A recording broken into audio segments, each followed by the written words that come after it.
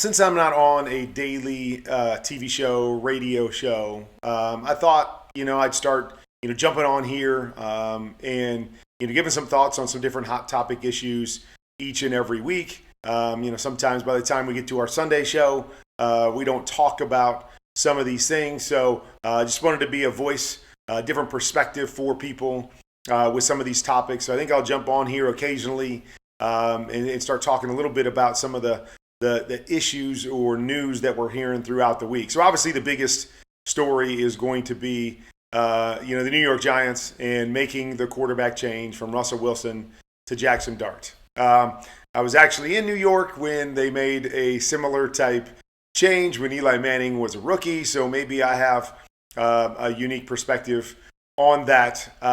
So let's dive into it just a little bit. And the one thing that I always want people to be aware of is that, first, the easiest thing to always do is to see the quarterback, right? In every single game, it's easy and obvious to recognize what the quarterback is doing or isn't doing or what it seems like he's doing or not doing. And so it's easy to kind of point the finger in that direction. And, I always want to make sure when moves like this are made, that we can sometimes understand that they're making a move for a big picture reason and not simply just based on the quarterback's play. I think there's other times where it is solely based on play. This guy isn't playing well enough, and so we have to make a move. We have to go in a different direction. I released a video today on my page, just kind of breaking down the struggles of the Giants in the red zone. And that to me has been the biggest issue for the last year and 3 games for the Giants is getting down to the red zone and not being able to put the ball in the end zone. And again, that can mean a lot of different things. That can be, scheme oriented. That can be quarterback oriented. That could be players around the quarterback oriented. So I broke down, basically the 16, 17 pass plays that they've had in the tight red zone and what some of the issues are. And so when I go back and look at these 3 games, I have a pretty good feeling of who I think Russell Wilson is at this stage in his career. He's not the guy that was on the fast track for the Hall of Fame and the creative player and the guy that could do so many incredible things on the move, on the run, as a thrower, as a runner. Once he left Seattle, I think he wanted to show people that he could be more of a drop back quarterback. I think they've tried to turn him into more of a drop back quarterback, and I think his skill set has forced him into becoming more of a drop back quarterback because he doesn't have, that special skill set, with the movement that he once had. And what I believe is that that's not his strength. His ability to see and process and work the entire field, throw with, timing and anticipation, those kinds of things that a really good pocket passer has to have. I don't think that's where his strengths lie. And so over the last few years, I think we've seen that Russell Wilson isn't necessarily a great quarterback anymore because of those things, because he doesn't have the skill set to do what he did in Seattle, and his new skill set doesn't, lend itself to being great necessarily inside the pocket. So that's kind of my opinion on where Russell is right now. And so I don't necessarily think he's one of the best quarterbacks in the National Football League at this stage in his career, although he can still have glimpses of that. So if we start there, I think it's easy to go, okay, he may not be that guy. So let's make a move. And I think a big part of what happened for me in New York was the same thing, is that although we were winning and we were 5-2 at one point, we ended up 5-4 when they made the move. I think what the team was seeing on the football field from me and from our offense didn't look like what I had done in St. Louis.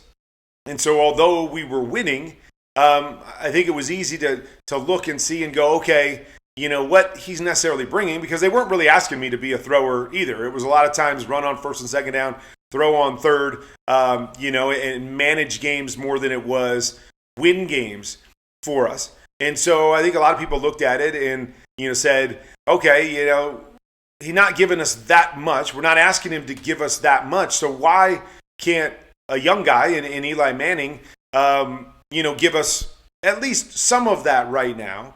But bigger picture wise, because we're not asking for that or getting that at the quarterback position, why not make a move forward? Because we don't have a great football team.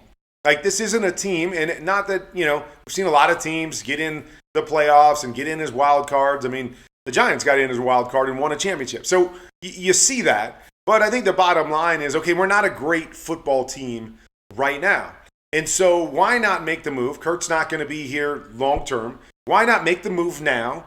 And so when we are a better football team, when the rest of our team is ready to win and make a run for championships, our quarterback will be ready. Even if the first 7 games here, Eli struggles and has some rough moments, we believe he's got the demeanor and we believe that he's got the skill set that we're going to work through it right now so that team and quarterback mesh together when we need them to mesh together, and we'll have a chance to win championships. So, great move for the New York Giants. Is that part of what's going on here with the New York Giants?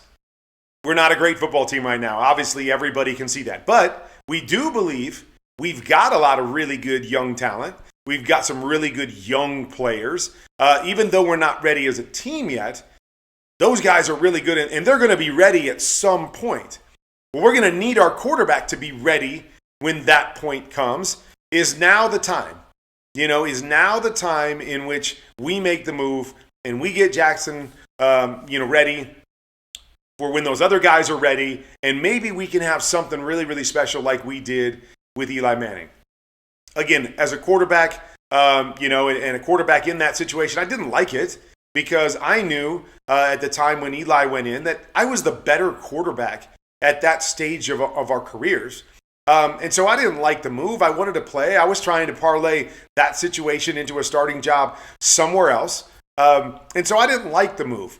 But as it was explained to me, I understood the move. Is that Tom Coughlin brought me in and basically said, Kurt, this isn't about you. What you've done with this team and how you've played has got us to this point. And we've been successful and we've won games even though we're not a great football team. So this isn't just about your play, and you haven't played well enough, so we're going to go to the young guy. And Tom Coughlin didn't say that. He didn't point the finger to make it easier on himself. Well, you haven't played well, so we got to go to the... No, he said, this isn't fair. It's not fair just from a playing standpoint that you're not going to be starting. But this is something that he felt he had to do for the team and for the big picture. And so as much as I didn't like it, I understood it. And I respected him because he told me the truth. And he didn't try to make it about me, and he didn't try to blame me for the situation. He just said, this is what we want to do for this organization moving forward, and we believe this gives us the best opportunity to be successful when the time comes where we feel like we've got a team to be successful. 100% respect, with that move and with how Coach Coughlin told me about that move. And so is that the case here with the Giants? I could definitely see that.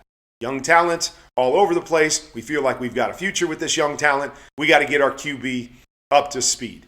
Okay, so that's one side of it. The other side is, of course, okay, we wanted this to go longer. We don't know if Jackson's ready, and we don't necessarily want to throw him to the wolves, but Russell hasn't played well enough in 3 games. Our offense hasn't played well enough in 3 games, so we've just got to make some kind of move. And the move is obviously we've got to go to our young quarterback because everybody wants our young quarterback. So we just got to go that direction because of the offense. And all I would say is that you always have to have a cautionary tale that if the things around the young quarterback aren't good, is he going to be able to have success early? Is he going to be able to handle not having success early? Will the fans, the locker room, be able to to handle him not having success early? And if it doesn't look good, are you prepared for what comes with that? And that preparation is to know that no matter what happens, you are committed to this process. We played in Baltimore that year in 2004 when they made the move to Eli. And Eli had a struggle of a game, against the Ravens. Really great Ravens defense and Ray Lewis and company and guys moving around, and it was a struggle. And so, maybe middle of the third quarter, fourth quarter, they pulled Eli, they put me in, and we proceeded to have some success on offense. We were throwing the ball all over. It was more my style of play, and throwing it, scored a touchdown, and we drove down again, and just having some success offensively. And so from the outside, or even from the sideline looking in, you're going, oh my gosh, this is a huge difference between what Kurt can do right now, playing football, and where Eli is. And so you had that in your mind of what it was looking like between two guys. And, we go off the field, and obviously, it looked different between the two of us. And I remember going to Coach Coughlin and just saying, hey, Coach, biggest thing right now is you have got to step in front of the microphones and tell everybody Eli's our guy. Like, we are moving forward. This is our guy. We know there's going to be moments like this, and that's why we put him out of his misery in this game, and we'll go back to work next week. But that was just part of it, is that, we wanted to save him from a few more lumps in that game. We put Kurt in. Yeah, we had some success, but this is Eli's team, and it was important to say that. And, yeah, I'm not saying that Coach Coughlin wasn't going to do that anyways. I just knew, having been in this situation before in St. Louis, that when moments like that happen, it's easy for the fan base to go, oh, geez, well, maybe he's not ready. Let's go back to Russell. Let's go back to the veteran guy because he gives us a better chance right now, and we can do. It's important that if you make this move, and obviously they have, in making this move, that when those moments happen, when those struggles happen, that you are 100% committed to that guy. And you say, we know there's going to be these moments. Everybody's got to come along for the process and allow him to have a process. Allow him to grow and become, hopefully, Eli Manning. Become the guy that's maybe not as great as a rookie, as he's just being thrown in there, but one day will be a great quarterback in this league and will win championships in this league. So you've got to make sure that you are committed to that part of the process. Okay, so that's another side of it. What I always hope is that it's not made, or these moves aren't made in a panic situation where, okay, we're not doing well, and coach and GM are feeling the fire of, being fired. They're feeling the seat getting a little bit hotter, and they start to panic and go, oh my gosh, 3 games haven't looked good. We've got to do something drastic to kind of shake this up, to maybe give us a chance moving forward to kind of show ourselves, or, and I think a lot of times it becomes putting a young guy in, and it gives you a bit of an excuse not to win, right? When you have a veteran that's won championships and you're not winning, it's easy to point the finger, at the coach or whatever and say, hey, we got you a veteran quarterback and you're not winning. This is on you.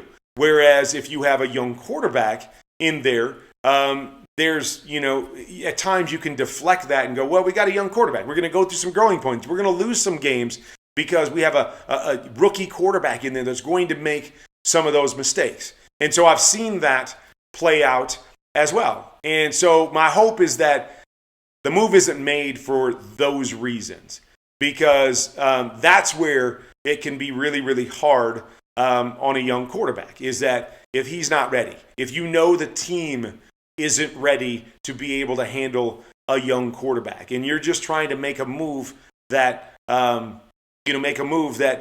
prolongs some things or makes people look at, your situation or your team a little bit differently than they did with the veteran quarterback. That's a tough place for a young quarterback to be thrown in and to be, set up to, hey, we need something different. We need something, successful to happen, or some kind of huge change to happen at this point in time. Or I know the team's not good enough, but we're going to put you in anyways, because it's more about everything else than it's about that young quarterback. So I hope the move isn't being made for that reason. And then I think the last part that is so important is knowing your young quarterback, knowing what he's made of, knowing whether he can handle those lumps and he can handle not being successful in the early stages. And he can go through some of those rough games like Eli did in Baltimore, and he can bounce back from that. That's not going to shape him moving forward. And I don't know if any of us know that. Jackson Dart, to me, feels like a pretty confident guy that could handle some of those things. But there's a lot of guys that come into this league that are only used to winning. And they've never been in these situations where they go through the struggles. I think Eli, those last 7 games was like 1-6 in those last 7 games. And very few of these guys that have been ultra successful are used to losing and having bad moments, playing the position. And so you got to know, can your player handle that?